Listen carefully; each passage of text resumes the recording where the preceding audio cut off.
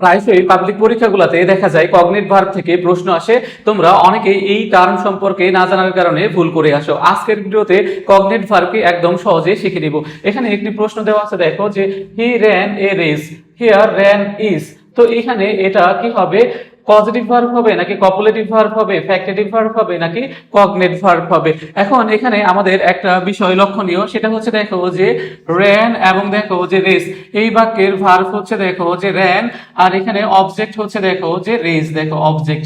তাহলে দেখো যে এই র্যান এবং দেখো যে রেস কি ধাতু থেকে উৎপন্ন হয়েছে? দেখো যে একই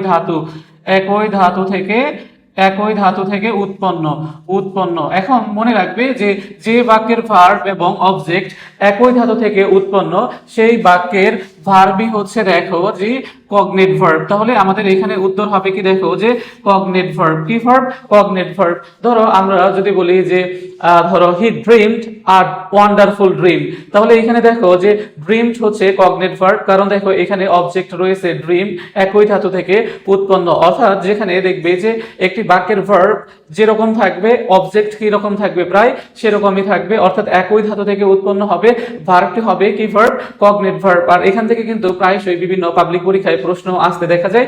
একটু সতর্ক হলেই কিন্তু এ ধরনের উত্তর ইজিলি করা যায়। আশা করি তোমরা সকলেই বুঝতে পেরেছো।